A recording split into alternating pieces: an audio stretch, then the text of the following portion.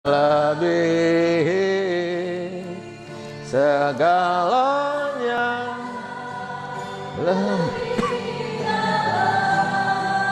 ku menyembah dalam roh dan kebenaran.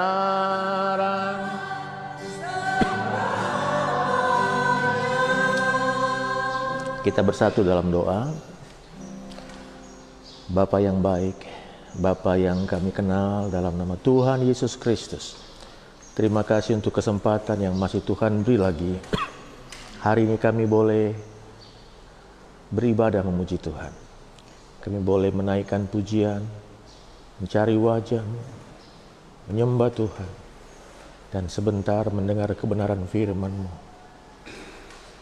Kami harus mengaku Tuhan, di luar Tuhan kami tidak maju, di luar Tuhan kami tersesat.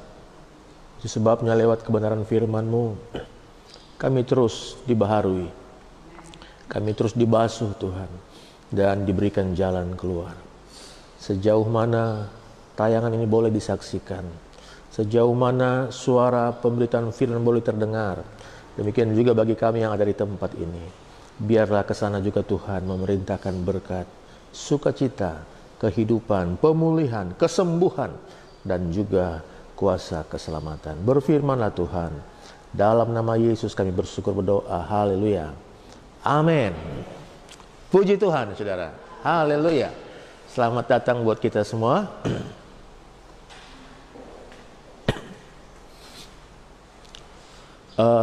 Semakin banyak yang menghubungi kami bahwa dengan setia mereka mengikuti tayangan ini, ya, yang selama ini mungkin saya tidak duga, ternyata ada cukup banyak yang setia terus mengikuti tayangan ini, bahkan dari luar pulau, dan beberapa di antara mereka akan membuat kesaksian, ya, ada jamahan Tuhan dalam kehidupan mereka. Dan hari ini kita semua akan diberkati. Bisa bilang amin, saudara? Iya. Di Jakarta ada Bang Niko dengan teman-teman, ada Widya Sihombing dengan saudara-saudara kita yang lain, Hilda, Iren, kemudian ada Wahyu, Dian, ada Ayu, ya. Di Medan ada Wahyu Pasaribu, ada keluarga Pak Barus, Bang Doni. Di Binjai ada Mama Devin baru Manalu. Di Batam juga ada Esther, ada Remi Silaban, ada Timo Tarigan. Di Tanah Karo juga, saudara. Demikian juga anak-anak saya dengan setia di Bali dan di Kalimantan Timur, bahkan Sulawesi, ya. Dan hari ini sekelompok anak-anak Tuhan juga sedang menyaksikan di Pineng, ya, di Kuala Lumpur. Bahkan jemaat yang terkasih, ya, Sinai saya sapa lebih dahulu, sebab mereka sering kompak satu rayon sama-sama menonton, saudara. Puji Tuhan, Sinai, Tuhan memberkati. Demikian juga saudara-saudara kita dari semua rayon yang sedang menyaksikan tayang ini, terkhusus buat kita yang ada di ruangan ini. Kita akan diberkati, amin, saudara, ya. Hari ini firman Tuhan, judulnya adalah jangan suka melihat kesalahan orang. Jangan suka melihat kesalahan orang. Coba kita lihat dulu dalam kitab 1 Timotius. Kitab 1 Timotius, kita akan membaca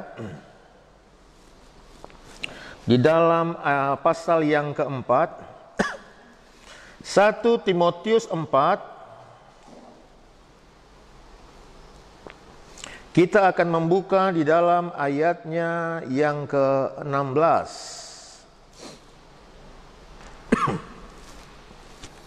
1 Timotius pasal yang keempat, kita akan membaca di dalam ayatnya yang ke-16.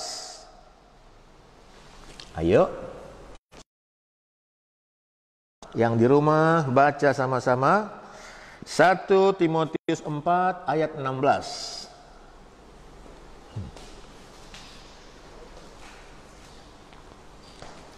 1 Timotius 4 ayat 16, kita baca 2, 3. Awasilah dirimu sendiri dan awasilah ajaranmu, bertekunlah dalam semuanya itu, Karena dengan berbuat demikian, engkau akan menyelamatkan dirimu dan semua orang yang mendengar engkau. Surat Paulus ini ditujukan kepada Timotius, seorang gembala yang masih muda. Dia katakan di sini, Timotius, awasilah dirimu sendiri dan awasilah ajaranmu. Awasilah dirimu sendiri dan awasilah ajaranmu. Sebelum engkau mengajar, sebelum engkau mempersiapkan apa yang engkau mau ajarkan, periksa dirimu. Ajar dirimu. Latih dirimu. Awasi dirimu. Bertekunlah dalam semuanya itu. Karena dengan berbuat demikian, engkau akan menyelamatkan dirimu dan semua orang yang mendengar engkau. Artinya ada orang yang hebat mengajar, yang diajar selamat, yang mengajar enggak selamat. Kenapa? Karena dia mengawasi ajarannya, tapi dia enggak mengawasi dirinya, enggak mengawasi perkataannya, enggak mengawasi perbuatannya. Di dunia ini ada beberapa hal yang kita semua ini tanpa sekolah pun bisa jadi sarjana di bidang itu. Ada beberapa hal yang tanpa kita sekolah formal, kita menjadi sarjana-sarjana dalam bidang itu. Yang pertama adalah berdalih. Alasan. Manusia ini semua berbakat untuk bisa mencari alasan. Waktu seorang bapak bertanya kepada anaknya, kenapa nilai ujianmu rendah? Dia akan bilang, belum diajar guru pelajaran yang ini. Anak kecil sudah tahu cari alasan. Kenapa kamu terlambat? Macet. Orang semua itu pintar berdalih. Pintar berkelit. Ya. Tuhan telah menjadikan manusia jujur. Kata firman Tuhan dalam salah satu kitab, tapi manusia mempunyai banyak dalih.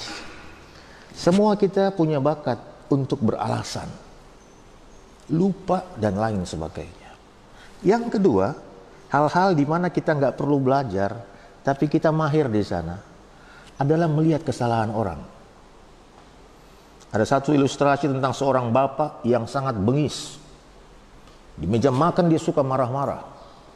Satu waktu salah seorang anaknya karena begitu ketakutan menjatuhkan gelas dan pecah. Si bapak ini marah sekali. Dia marah kepada anak itu, dia teriak-teriak sama anak itu, enggak, bagaimana kamu ini? Itu aja nggak bisa kamu jaga. Dia marah-marah di meja makan. Sampai anak itu gemetar ketakutan. Keesokan harinya, si bapak yang menjatuhkan gelas pecah. Anak-anak semua sudah menunggu sambil setengah tertawa. Kira-kira si bapak ini marah sama siapa? Karena kemarin waktu si anak yang menjatuhkan gelas, bapak itu teriak-teriak. Sekarang si bapak yang menjatuhkan gelas. Mereka setengah geli, setengah saling lihat. Kira-kira ini bapak ini bagaimana? Si bapak marah juga. Dia teriak. Siapa yang meletakkan gelas di sini? Katanya saudara. Ya. Jadi memang terbiasa untuk selalu mencari kesalahan. Untuk tahu melihat kesalahan orang.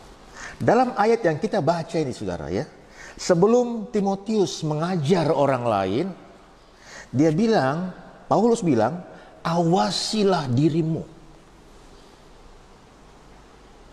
Orang yang suka melihat kesalahan orang, yang gampang sekali melihat kesalahan orang, tanpa dia sadari, dia sendiri selalu memancarkan kesalahan.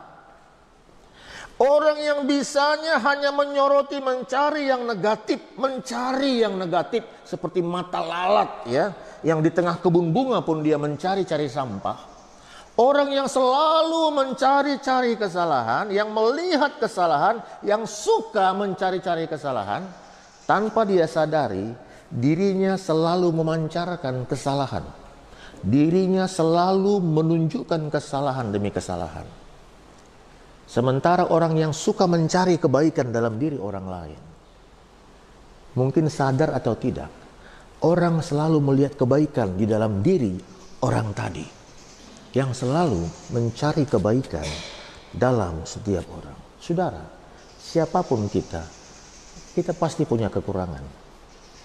Tapi siapapun kita, ada juga hal positif dalam diri kita. Bisa bilang amin, saudara? Siapapun suami saudara, ada yang positif dalam dirinya, ada juga yang negatif. Siapapun istri saudara, siapapun orang tua saudara, siapapun anak kita, ada yang positif, ada yang negatif. Dan orang yang suka mencari yang positif, yang suka mencari hal-hal yang baik, saudara, maka tanpa dia sadari, dirinya sendiri pun memancarkan kebaikan. Coba lihat, orang yang selalu mengkritik, orang yang selalu mencari-cari kesalahan, terlalu gampang kita lihat kesalahan dia, telanjang, saudara, nampak seluruhnya, ya. Nah, kita akan melihat sebentar tentang seorang nabi yang sebenarnya luar biasa, tetapi dia suka melihat kesalahan. Coba kita lihat dulu dalam kitab Yunus. Yunus pasalnya yang ke-1. Ya, saya punya banyak penasehat ini ya. Jadi ada yang lihat dasinya, ada yang lihat posisinya. Saya harus ikut arahan mereka, saudara ya. Haleluya. Kita melihat dalam kitab Yunus pasal 1 ayat 1 mulai, saudara ya. Coba sama-sama kita buka, kita baca Yunus pasal 1 ayat 1 mulai. Datanglah firman Tuhan kepada Yunus bin Amitai demikian. Pergilah ke Niniwe, kota yang besar itu. Berserulah terhadap mereka karena kejahatannya telah sampai kepadaku. Tetapi Yunus bersiap untuk melarikan diri ke Tarsis, jauh dari hadapan Tuhan. Ia pergi ke Yafo dan mendapat di sana sebuah kapal yang akan berangkat ke Tarsis. Ia membayar biaya perjalanannya, lalu naik kapal itu untuk berlayar bersama-sama dengan mereka ke Tarsis, jauh dari hadapan Tuhan. Tetapi Tuhan menurunkan angin ribut ke laut, lalu terjadilah badai besar, sehingga kapal itu hampir-hampir terpukul hancur. Awak kapal menjadi takut, masing-masing berteriak-teriak kepada Allahnya, dan mereka membuang ke dalam laut segala muatan kapal itu untuk meringankannya. Tetapi Yunus telah turun ke dalam ruang kapal yang paling bawah dan berbaring di situ, lalu tertidur dengan nyenyak. Datanglah nahkoda mendapatkannya sambil berkata, "Bagaimana mungkin engkau tidur begitu nyenyak? Bangunlah, berserulah kepada Allahmu. Barangkali Allah itu akan mengindahkan kita sehingga kita tidak binasa." Lalu berkatalah mereka satu sama lain, "Marilah kita membuang undi supaya kita mengetahui karena siapa kita ditimpa oleh malapetaka ini." Mereka membuang undi dan Yunuslah yang kena undi. Berkatalah mereka kepadanya, "Beritahukanlah kepada kami, karena siapa kita ditimpa oleh malapetaka ini? Apa pekerjaanmu dan dari mana engkau datang? Apa negerimu dan dari bangsa manakah engkau?" Sahutnya kepada mereka, "Aku seorang Ibrani. Aku takut akan Tuhan, Allah yang empunya langit, yang telah menjadikan lautan dan daratan." Orang-orang itu menjadi sangat takut, lalu berkata kepadanya, "Apa yang telah kau perbuat?" Sebab orang-orang itu mengetahui bahwa ia melarikan diri jauh dari hadapan Tuhan. Hal itu telah diberitahukannya kepada mereka. Bertanyalah mereka, "Akan kami apakan engkau supaya laut menjadi reda dan tidak menyerang kami lagi, sebab laut semakin bergelora?" Sahutnya kepada mereka, "Angkatlah aku, campakkanlah aku ke dalam laut, maka laut akan menjadi reda dan tidak menyerang kamu lagi. Sebab aku tahu bahwa karena akulah badai ini menyerang kamu." Lalu berdayunglah orang-orang itu dengan sekuat tenaga untuk membawa kapal itu kembali ke darat. Tapi mereka tidak sanggup, sebab laut semakin bergelora menyerang mereka. Lalu berserulah mereka kepada Tuhan, katanya, "Ya Tuhan, janganlah kiranya engkau biarkan kami binasa karena nyawa orang ini, dan janganlah engkau tanggungkan kepada kami darah orang yang tidak bersalah. sebab Engkau Tuhan telah berbuat seperti yang Engkau kehendaki. Kemudian mereka mengangkat Yunus, lalu mencampakkannya ke dalam laut, dan laut berhenti mengamuk. Nabi Yunus ini diperkirakan hidup di abad ke-8 sebelum Masehi. Ya, abad ke-8 sebelum Masehi. Zamannya kurang lebih sama dengan zaman Nabi Elia. Secara tradisi, orang Yahudi percaya bahwa Nabi Yunus ini adalah anak janda Sarfat. Jadi kalau secara tradisi itu adalah cerita turun-temurun, saudara, ya, bahwa Nabi Yunus ini diperkirakan adalah anak dari janda Sarfat yang memelihara Nabi Yunus, tertulis di kitab 1 Raja-Raja pasal 17. Dan sesudah janda Sarfat ini memelihara Nabi Elia, saudara, maka kemudian anaknya mati. Elia berdoa dan anak ini hidup kembali. Nah, secara tradisi orang Yahudi percaya bahwa Nabi Yunus ini adalah anak dari janda Sarfat. Ada tradisi lain yang berkata bahwa Nabi Yunus ini juga adalah tengkorak yang pada waktu Nabi Elisa sedang dikubur, dilemparkan ke sebuah kubur yang digali dan ada tengkorak di sana, dan pada waktu jenazah Nabi Elisa mengenai tulang-tulang itu, maka tulang-tulang itu menyatu dan hidup kembali, ya. Jadi ada dua tradisi Yahudi bahwa Nabi Yunus ini adalah anak janda Sarfat atau tulang-tulang yang dari mayat yang akhirnya kena mayat Elisa dan menjadi bangkit kembali. Dia hidup di abad ke-8 sebelum Masehi. Tuhan perintahkan untuk pergi menginjil ke Niniwe. Niniwe itu adalah ibu kota Assyria. Asyur sekarang itu identik dengan Mosul di Irak. Jadi Tuhan suruh Nabi Yunus berangkat ke Niniwe. Niniwe itu kota besar. Kota besar kata Alkitab, penduduknya 120.000. Waktu gereja ini sedang dibangun, baru dibangun, saudara, dari blok depan itu ke sana, ini nggak ada apa-apa. Ini bangunan pertama, ya. Dari bangunan di depan pastori itu masih ilalang semua. Ini bangunan pertama, sehingga bangunan depan itu waktu dibangun, itu airnya dari sini, dari bangunan kita ini. Itu tahun 2005, ini dibangun 2005 dan selesai tahun 2007. Tahun 2005, blok ini masih kosong. Saya pertama kali ke Jakarta tahun 77. Jakarta itu masih,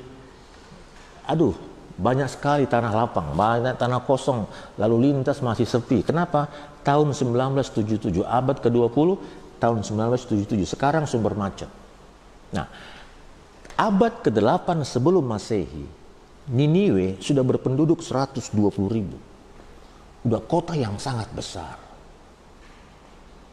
Saudara, kitab Yunus ini adalah salah satu kitab yang sangat penting.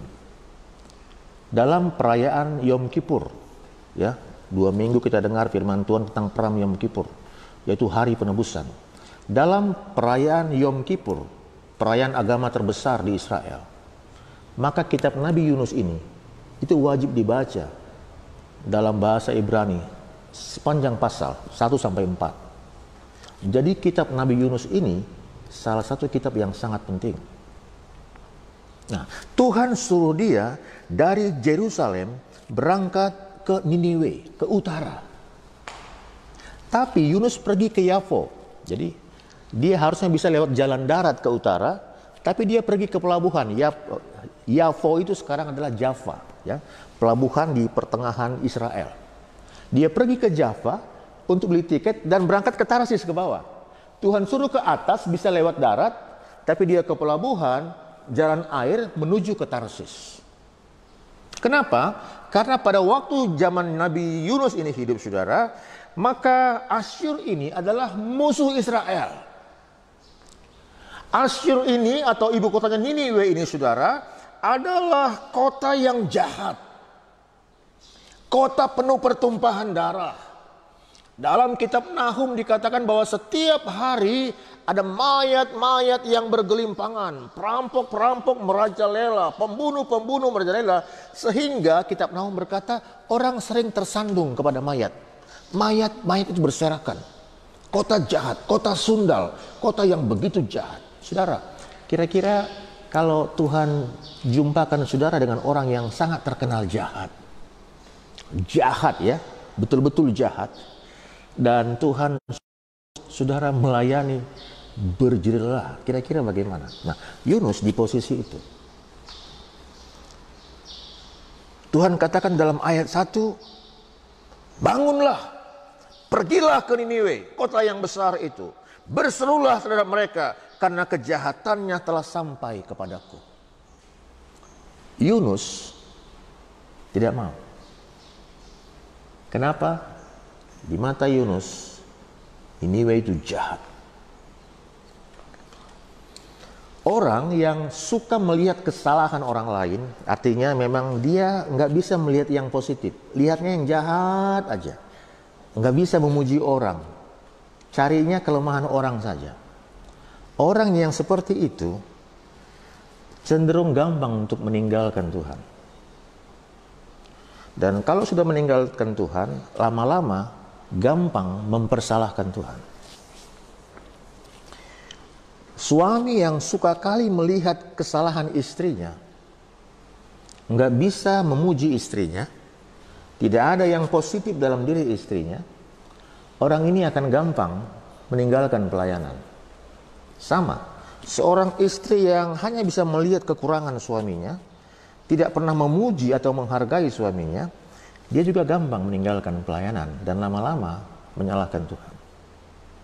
Orang yang suka melihat kesalahan itu gampang mengutuki, memaki-maki.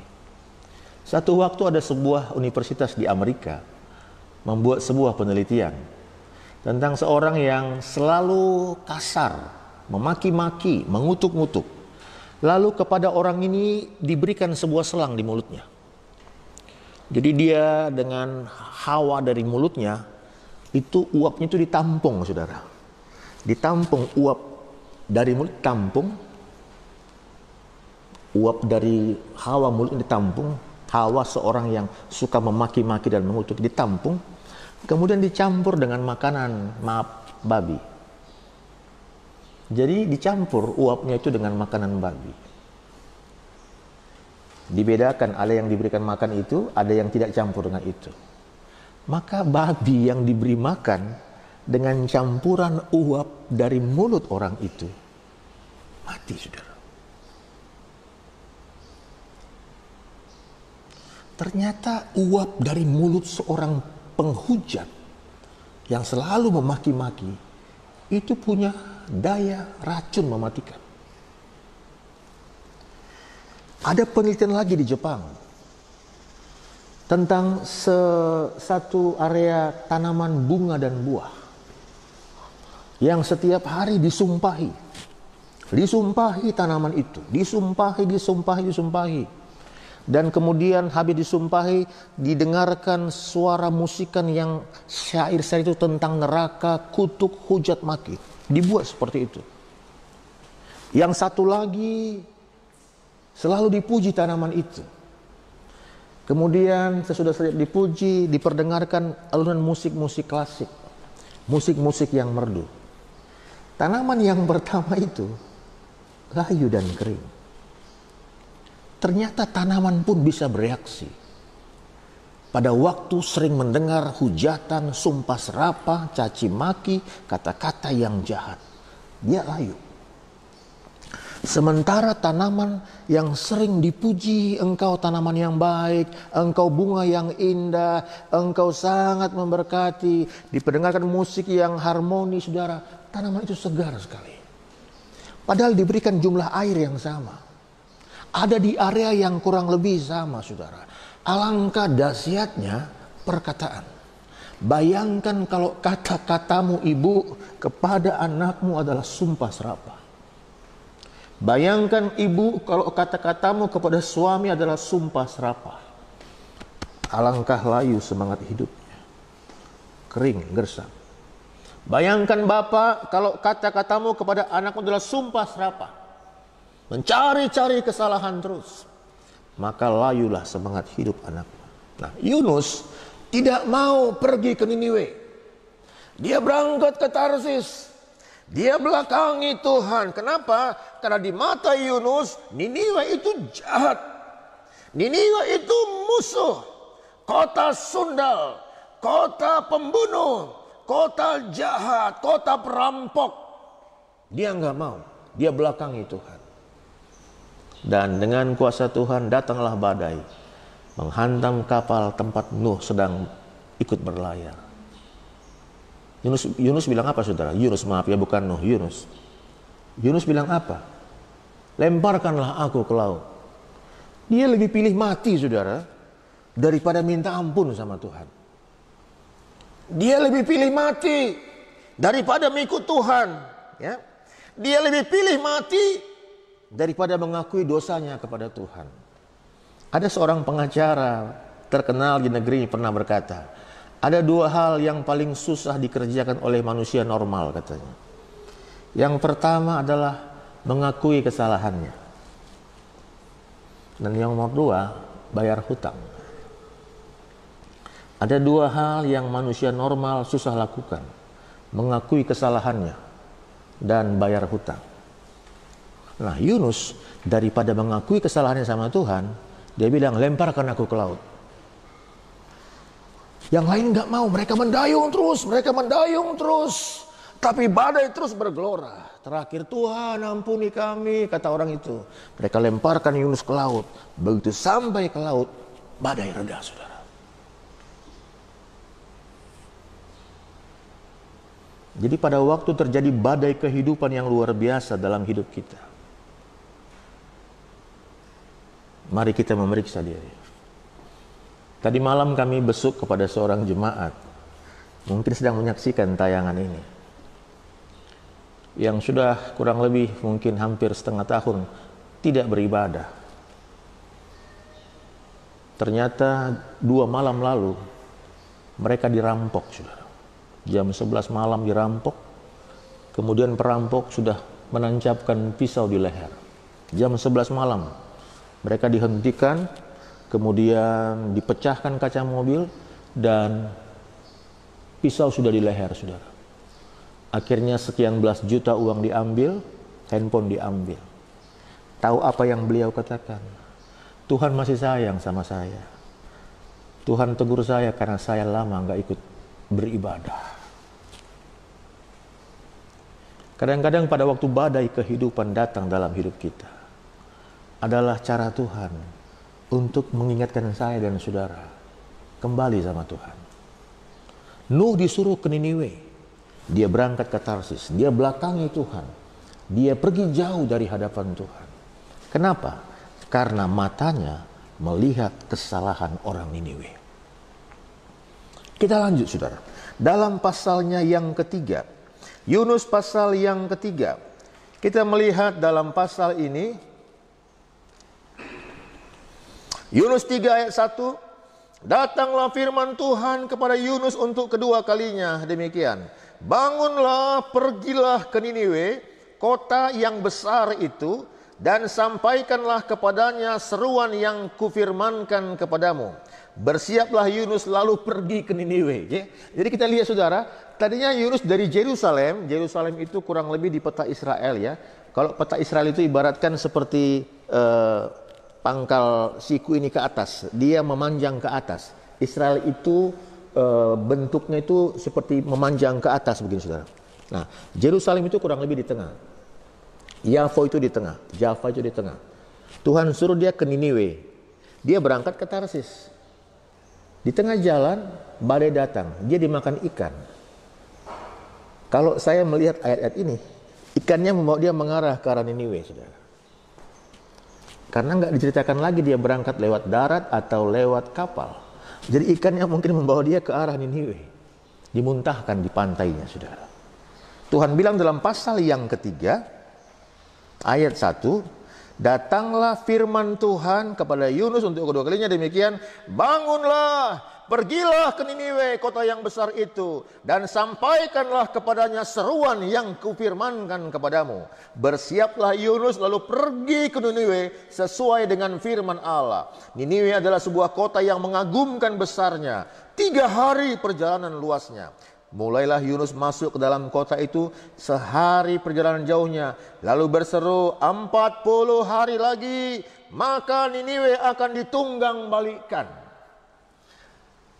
Yunus penginjilan, dia jalan sehari perjalanan dan dia mulai berseru, dia mulai menginjil di jalan-jalan. Dia katakan 40 hari lagi Niniwe akan ditunggang balikkan. Ya. Ada kota di Alkitab yang ditunggang balikkan, Sodom dan Gomora. Hujan belerang, gempa bumi, terbakar kota itu, saudara. Yunus menginjil, 40 hari lagi Niniwe akan ditunggang balikkan. Dia dengan puas nih, rasain kamu Niniwe, kamu musuh Israel, kamu kota jahat, 40 hari lagi maka Niniwe akan ditunggang balikkan. Makanya kadang-kadang ada orang yang suka khotbahnya marah-marah, saudara. Ada yang mungkin kesaksiannya juga suka marah-marah, ya. Maaf, kuselipkan kesaksian ini untuk para pengkhotbah, baik pengkhotbah di rayon-rayon, pengkhotbah di Alkitab, di gereja, pengkhotbah dimanapun. Ada satu kisah tentang pengkhotbah yang sangat kejam. Yang sangat kejam. Kalau khotbah marah-marah, dia sangat kejam. Ternyata ada backgroundnya. Pada masa mudanya, dia disuruh oleh ayahnya menggembalakan babi. Satu waktu, salah satu babinya hilang. Dia cari kemana-mana, babi itu nggak dapat. Pada waktu dia pulang, dia bilang sama bapaknya, "Bapak, salah satu babi hilang." Bapaknya marah sekali. "Cari babi itu. Sebelum dapat, jangan pulang." Dia cari babi itu, dia cari beberapa waktu, 1, 2 dia cari, nggak ketemu. Dia datang hari berikutnya. "Mana babinya?" Tidak dapat bapak. Si bapak marah sekali. Kemudian iris daun telinga anak itu. Dia bilang, "Makan. Babi itu lebih berharga dari kamu." Anak ini memakan irisan daging telinga karena bapaknya yang mengiris telinganya sendiri. Si bapak mengiris daun telinga si anak dan menyuruh si anak itu memakan irisan daun telinganya sendiri. Dengan air mata tangisan. Dengan hati yang marah, "Aku benci kepadamu Bapak." Anak ini jadi pengkhotbah. Dia menjadi pengkhotbah yang pemarah, saudara. Menjadi gembala yang memaki-maki. Kenapa? Karena dia menyimpan dendam kepada bapaknya. Kembali ke Nabi Yunus. Dia puaskan amarahnya kepada orang Niniwe. Dia menginjil, "Hai Niniwe, 40 hari lagi Niniwe akan ditunggang balikkan." Siap dia menginjil, saudara. Orang Niniwe-nya percaya sama Tuhan. Begitu mereka mendengar firman Tuhan, mereka bertobat. Mereka berpuasa. Bapak-bapak, anak-anak puasa semua. Pakai kain kabung. Nggak ada yang berpakaian bagus. Pakai kain kabung, kain karung, saudara. Tidak ada yang berpakaian bagus. Mereka duduk dalam debu. Mereka berteriak, menaruh abu di kepalanya. Mereka berteriak, minta ampun sama Tuhan. Mereka percaya sama Tuhan. Begitu sampai kepada Raja Niniwe. Raja Niniwe juga bertobat. Mereka percaya sama Tuhan. Raja perintahkan seluruh rakyat, laki-laki, perempuan, dewasa, anak-anak, domba, kambing, lembu, puasa semua. Semua puasa. Binatang disuruh puasa. Jangan ada yang makan dan minum. Mereka berpuasa. Akhirnya kemarahan Tuhan surut. Niniwe nggak jadi ditunggang balikkan. Coba kita lihat pasal yang keempat, saudara. Pasal yang keempat kitab Yunus. Tetapi hal itu sangat mengesalkan hati Yunus. Lalu marahlah dia. Dan berdoalah ia kepada Tuhan, katanya, "Ya Tuhan, bukankah telah kukatakan itu ketika aku masih di negeriku? Itulah sebabnya aku dahulu melarikan diri ke Tarsis. Sebab aku tahu bahwa Engkaulah Allah yang pengasih dan penyayang, yang panjang sabar dan berlimpah kasih setia, serta yang menyesal karena malapetaka yang hendak datangkannya. Jadi sekarang ya Tuhan, cabutlah nyawaku, cabutlah kiranya nyawaku, karena lebih baik aku mati daripada hidup." Coba saudara, Tuhan suruh dia berkhotbah, menginjil, dan orang bertobat, tapi dia marah. Hati-hati loh saudara. Kadang-kadang ada yang berdoa, dan pada waktu doanya dijawab, dia marah. "Tuhan, berkatilah hambamu, berkati hambamu." Tuhan dengar, hamba Tuhan diberkati. Yang berdoa itu marah. Enak kali hamba Tuhan itu. Dia marah. Kenapa? Karena Tuhan menjawab doanya sendiri. Nah, Yunus menginjil dan jiwa-jiwa bertobat, Yunusnya marah. Dia bilang, "Tuhan, makanya waktu itu aku nggak mau pergi ke Niniwe, karena aku tahu Engkau akan bisa merubah keputusanmu. Tuhan, cabutlah nyawaku, karena lebih baik aku mati daripada hidup." Kenapa? Dia nggak sanggup melihat orang yang tadinya salah kemudian berubah menjadi benar. Orang yang tadinya jauh dari Tuhan, tiba-tiba dekat sama Tuhan. Saudara terkasih, jangan suka melihat kesalahan orang. Karena pada waktu kita melihat kesalahan orang, maka diri kita pun sudah tidak berharga lagi di mata kita sendiri. Yunus ulang-ulang pingin mati. Ulang-ulang pingin mati. Ulang-ulang pingin mati. Ulang-ulang pingin mati. Kenapa? Karena di matanya Tuhan juga salah. Yang menyaksikan tayangan ini, ya, saya baru ini hari ketiga tahu Facebook. Ini baru hari ketiga. Dan saya kaget semalam, salah satu teman saya yang baru saya terima menjadi teman, dia buat status, "Biarlah aku mati saja. Biarlah aku mati saja. Tidak ada gunaku hidup." Sama seperti Nabi Yunus. "Tuhan, cabut saja nyawaku. Lebih baik aku mati daripada hidup." Kenapa? Karena di matanya dia lihat semua orang salah. Dia mulai membelakangi Tuhan, dan terakhir dia menyalahkan Tuhan. Saudara terkasih, firman Tuhan tadi berkata kepada Timotius, "Awasilah dirimu sendiri dan awasilah ajaranmu." Kita gampang melihat kesalahan orang lain. Istri gampang melihat kesalahan suami. Tapi masih bisakah engkau melihat kesalahanmu sendiri? Awasilah dirimu sendiri. Anak bisa melihat kesalahan orang tua. Orang tua melihat kesalahan anak. Tapi masih bisakah engkau melihat kesalahanmu sendiri? Karyawan menyalahkan pimpinan. Pimpinan menyalahkan karyawan. Itu yang sering kali terjadi. Ya. Saya pribadi sangat bangga dengan Bapak Presiden kita.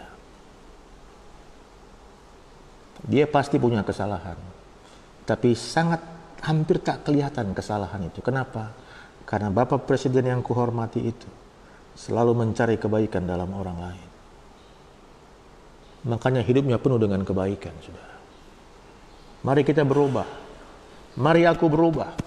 Kalau selama ini kita melihat diri kita sebagai orang yang tidak berharga, diri kita yang terlalu banyak masalah dan kekurangan, mari sekarang kita melihat diri kita sebagai pribadi yang sangat dihargai Tuhan. Bisa amin saudara? Tuhan tolong kita semua. Mari kita menyanyikan satu lagu penyembahan kita.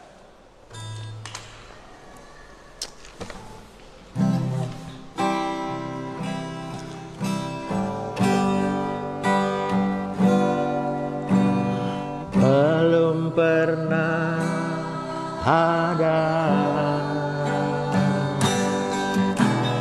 kasih di dunia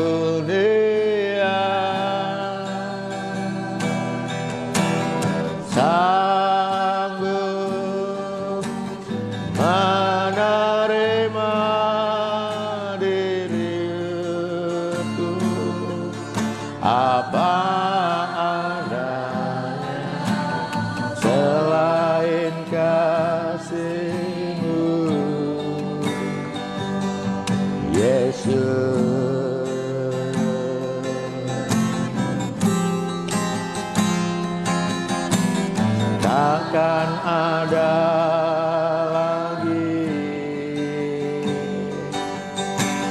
kasih seperti ini,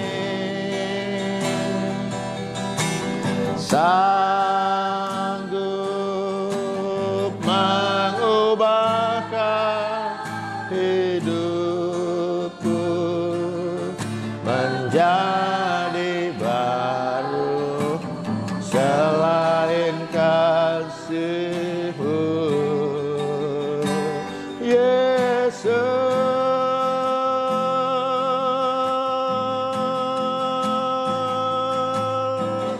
Aku kagumi dalam hati, kasih-Mu tiada duanya, sampai kini ku akui kasih-Mu tiada duanya. Jangan suka cari kesalahan, bahkan jaga berkati dirimu, saudara. Berkati hari depanmu, berkati masa depanmu. Ucapkan kata-kata berkat untuk masa depanmu. Ucapkan kata-kata berkat untuk anak-anakmu. Ucapkan kata-kata berkat untuk karirmu. Ucapkan kata-kata berkat untuk visimu. Ucapkan kata-kata berkat untuk mimpi-mimpimu. Kalau tanaman saja layu dan kering karena sering disumpahi, anakmu juga merasakan hal yang sama. Suamimu merasakan hal yang sama. Dirimu merasakan hal yang sama. Kalau engkau sering menyumpahi, menyesali dirimu, maka imanmu akan kering dan mati. Lihatlah berkat Tuhan. Niniwe yang berdosa saja dikasihi Tuhan, dipulihkan Tuhan. Kau berharga di mata Tuhan. Syukuri anak-anakmu, syukuri rumah tanggamu, syukuri dirimu apa adanya, karena Tuhan mengasihi engkau dan aku. Belum pernah ada kasih di dunia sanggup menerima diriku apa selain kasih-Mu, Yesus. Takkan ada lagi kasih seperti ini, takkan ada lagi kasih seperti ini, sanggup mengubahkan hidupku menjadi baru selain kasih-Mu, Yesus. Haleluya. Aku kagumi, haleluya. Kasih-Mu tiada duanya, sampai kini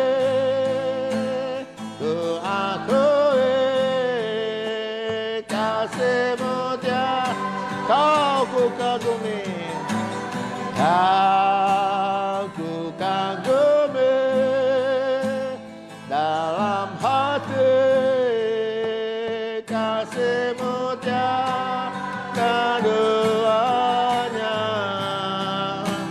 sampai kini ku akui kasih-Mu tiada